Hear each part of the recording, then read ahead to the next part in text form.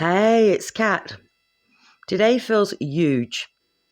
Um, Yesterday, I was so poorly. My eyes were really badly swollen.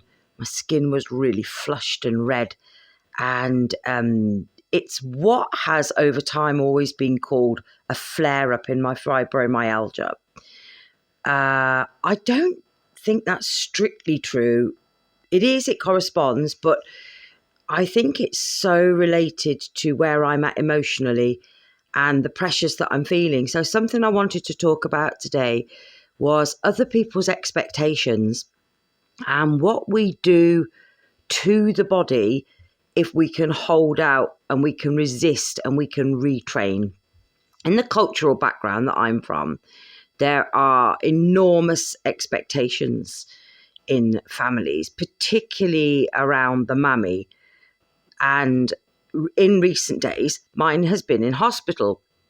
So there would be very big expectations on me from family and friends to be fully in attendance and to be reporting back and to be the secretary, the coordinator. I'm doing my best with that, and I'm doing it in a way that I can manage it. And I think I've found a good way. But what happened yesterday was I had a huge sense of pressure coming from a couple of directions, through messaging, through voice, through phone calls, things like that. And these pressures went against the boundaries that I had already put in place of what I can do and what I can't do, what I am available for, what I'm not available for. So what happened yesterday was my body crashed.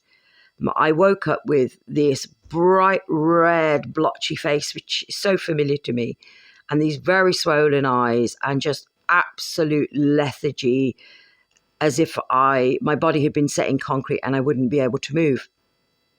Now, this was a massive day for my mind and my body to correlate with each other in a new way, because I didn't run and respond to those pressures.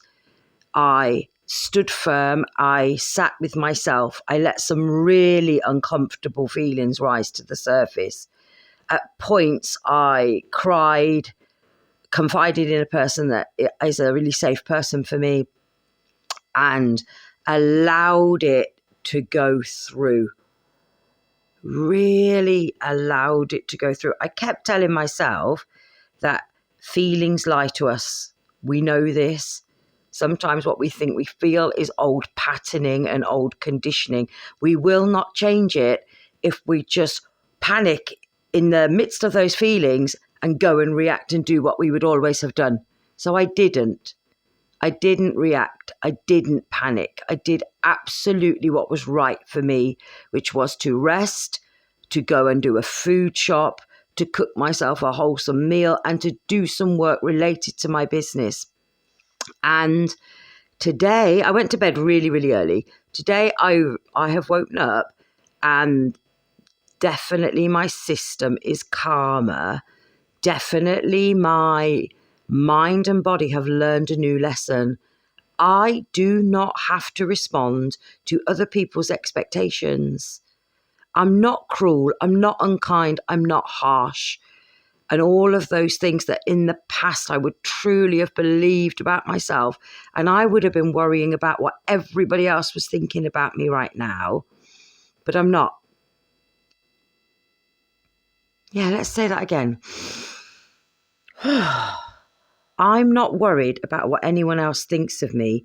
What you think of me is none of my business. I have got to do what is right for myself. And in this process of healing and growth, yesterday was a massive step in retraining myself.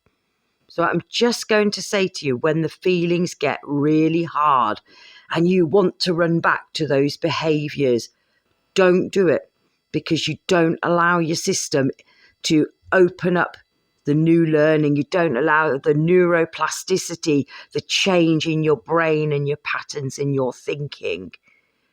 So if nothing else, all I can tell you is that sometimes feelings lie to us. I've told you this before. Sometimes we have to ride out really, really rough times, but be true to yourself and do not bow to that external pressure.